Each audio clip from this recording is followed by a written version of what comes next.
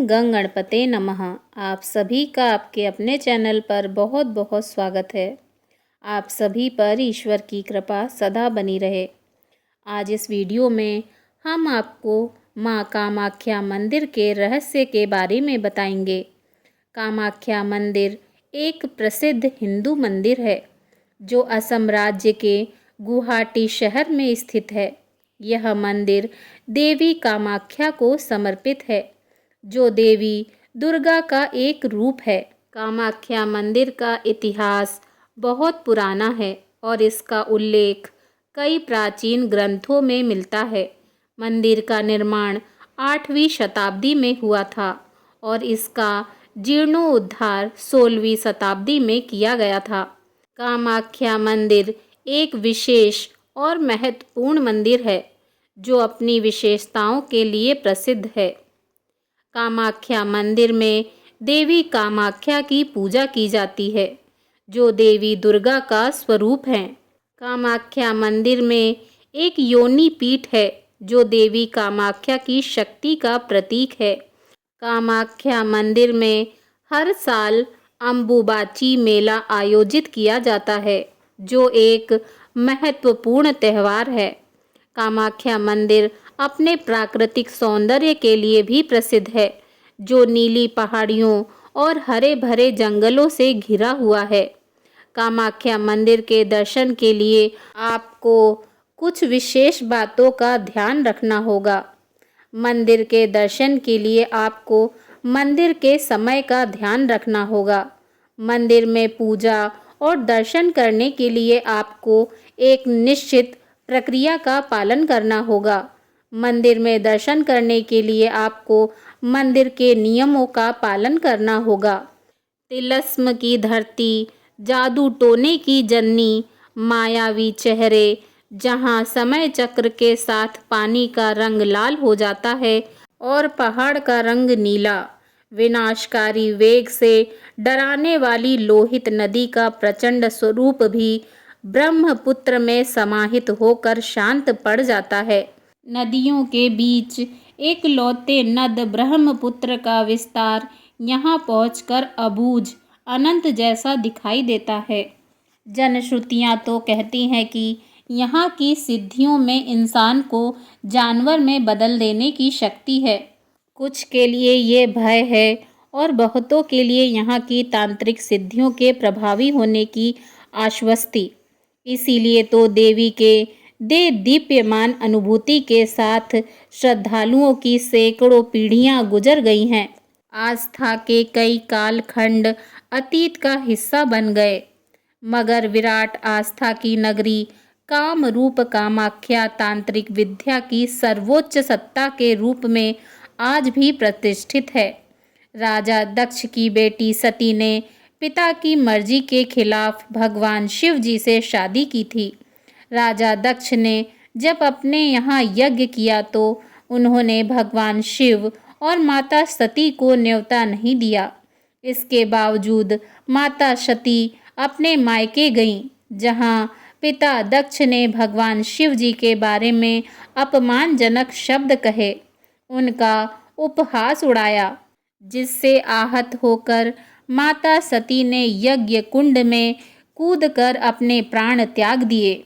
अग्नि कुंड में कूदने से पहले माता सती के नेत्र लाल हो गए, उनकी भौहें तन गईं, मुखमंडल प्रलय के सूर्य की तरह तेजोदीप्त हो उठा। असीम पीड़ा से तिलमिलाते हुए माता सती ने कहा, ओहो, मैं इन शब्दों को कैसे सुन पा रही हूँ। मुझे धिक्कार है। मेरे पिता दक्ष ने मेरे महादेव का अपमान किया। देवताओं, तुम्हें धिक्कार है। तुम भी कैलाशपति के लिए ऐसे अपमानजनक शब्दों को कैसे सुन पा रहे हो, जो मंगल के प्रतीक हैं, जो क्षण मात्र में संपूर्ण सृष्टि को भस्म कर सकते हैं। वे मेरे स्वामी हैं। पृथ्वी सुनो, आकाश सुनो, देवताओं तुम सभी सुनो। मैं अब एक क्षण जीवित नहीं रहना चाहती। मैं अग्नि प्रवेश लेती हूँ। माता सती की अग्नि समाधि से भगवान शिव ने प्रचंड रूप धारण कर लिया। माता सती के जले हुए शरीर को लेकर कैलाशपति उन्मत्त की भांति सभी दिशाओं में थर्राने लगे। प्राणी से लेकर देवता तक त्राहिमाम मांगने लगे। भयानक संकट देखकर भगवान श्री हरि विष्णु जी ने अपने चक्र से माता सती के अंगों को काटकर गिरा दिया। जब माता सती के सारे अंग कटकर गिर गए तब भगवान शंकर संयत हुए। माता सती के अग्नि कुंड में समा जाने के बाद भगवान शंकर जी समाधि में चले गए। इसी बीच तारकासुर के उत्पात से सृष्टि कांप उठी।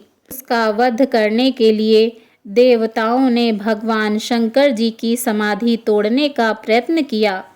देवताओं ने कामदेव को समाधि भंग करने के लिए भेजा, लेकिन समाधि टूटने से क्रोधित महादेव ने कामदेव को भस्म कर दिया। जहाँ तक नजरें जाती हैं, हर तरफ ब्रह्मपुत्र ही ब्रह्मपुत्र है।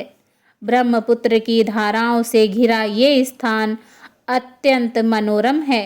कामाख्या आने वालों की ये वैसे भी पसंदीदा जगह है, लेकिन कौमारी तीर्थ पर आए श्रद्धालुओं के लिए भी ये जगह खास है। यहाँ बने भगवान शिव मंदिर का इतना महत्व है कि उन्माद के दर्शन के बिना कामाख्या के दर्शन का फल नहीं मिलता। ऐसा माना जाता है कि ब्रह्मपुत्र नदी के बीच बने इस द्वीप पर समाधि में लीन भोले शंकर ने अपना तीसरा नेत्र खोला था। समाधि भंग होने से क्रोधित भगवान शिव जी ने कामदेव को यहीं भस्म कर दिया था। इसीलिए इस स्थान को भस्माचल भी कहा जाता है।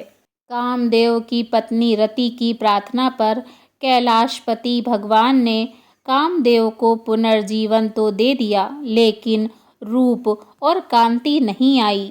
रति ने भगवान भोलेनाथ जी से प्रार्थना की, हे महादेव, हे कैलाशपति, आपने मेरे स्वामी कामदेव को जीवन तो दे दिया, लेकिन उनकी कांति कामदेव का उनका रूप नहीं रहा।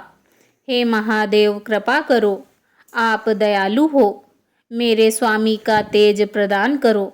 रति की प्रार्थना को महादेव ने स्वीकार कर लिया, लेकिन उन्होंने देवी सती का मंदिर बनवाने की शर्त रखी। कामदेव ने मंदिर का निर्माण करवाया और कामदेव को रूप सौंदर्य मिला, इसीलिए इस स्थान का नाम कामरूप कामाख्या के रूप में प्रतिष्ठित हुआ। जिन 51 स्थानों पर माता सती के अंग गिरे थे, वे स्थान ही आज शक्ति के पीठ माने जाते हैं। कामरूप कामाख्या में देवी का योनि भाग गिरा था, जो देवी जगत की जननी स्वरूप है।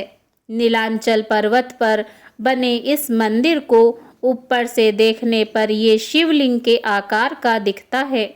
51 शक्तिपीठों में इसे सर्वोच्च माना जाता है। इसे कौमारी तीर्थ भी कहते हैं। इस शक्तिपीठ को असीम ऊर्जा और अथाह शक्ति का स्रोत माना जाता है। इसीलिए तंत्र साधना के लिए इसे ही सर्वाधिक उपयुक्त माना जाता है। मान्यता है कि जून के महीने में देवी रजस्वला होती हैं। इस दौरान यहाँ हर साल अम्बुवाची योग पर्व मनाया जाता है, जो कुंभ की तरह विशाल होता है। इस दौरान माता कामाख्या मंदिर के कपाट बंद रहते हैं। साधक और तांत्रिक इस आयोजन के दौरान विभिन्न कर्मकांडों के जरिए दिव्य अलौकिक शक्तियों का अर्जन करते हैं। सूर्य, चंद्रमा, तारे, प्रकृति का ये प्रत्यक्ष दर्शन क्या मानव के जीवन पर निर्णायक प्रभाव डालता है? ग्रह नक्षत्रों का मानव जीवन पर सीधा असर पड़ता है। इसका अध्ययन ही ज्योतिष कहलाता है। भारत के प्राग ज्योतिषपुरा यानी पूर्व के ज्योतिष केंद्र से बेहतर जगह भला कौन हो सकती है। चित्राचल पहाड़ी के नवग्रह मंदिर का इतिहास काफ़ी पुराना है। इसे ज्योतिषी विज्ञान का केंद्र माना जाता है।